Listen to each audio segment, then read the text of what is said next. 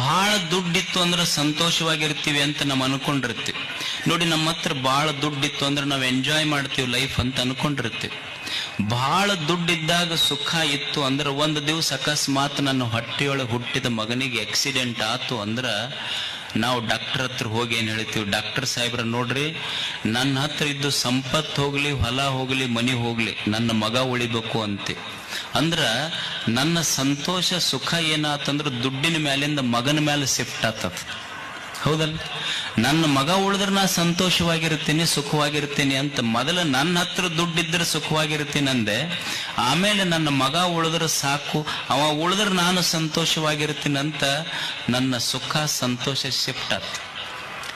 ಆಮೇಲೆ ಮಗ ಉಳ್ದ ದೊಡ್ಡವಾದಂತ ತಿಳ್ಕೊಡ್ರಿ. ಅವ ದೊಡ್ಡವಾದ್ಮೇಲೆ ಮದ್ವೆ ಮಾಡಿದ್ರಿ ನೀವು. ಅವ ಇವನಿಗೆ ಪಿಸ್ತೂಲ್ ತೋರಿಸಿ ನಿನ್ನ ಆಸ್ತಿ ಎಲ್ಲ ನನಗೆ ಬರಸು ಅಂತ ಕುಂತಾವ. ಅವಾಗ ಬರ್ಯಾಗ ಒಟ್ಟು ಮಗ ಕೇಳೇನಂತ ಕೊಟ್ಟವೇನ್? ಅವಾಗ ಏನಂತೀವಿ, ಅಷ್ಟು ನಿನಗ ಕೊಟ್ರೆ ಹೆಂಗ, ನಾನು ಉಂಡು ತಿಂದು ಸುಖವಾಗಿರ್ಬೇಕಲ್ಲ ಅಂತ ನನಗೊಂದಿಟ್ಟು ಬೇಕಂದಿವ.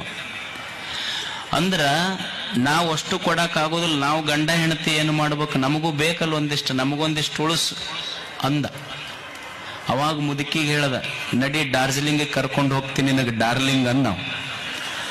ಅವಾಗ ಅದು ಮುದುಕಿ ಅಂತೂ ಕೋಡಿ ಜ್ಯೋತಿರ್ಲಿಂಗ ನೋಡು ಟೈಮ್ನಾಗ ಏನ್ ಡಾರ್ಲಿಂಗ್ ಕರ್ಕೊಂಡು ಹೋಗ್ತೀನಿ ಡಾರ್ಜಿಲಿಂಗಿಗೆ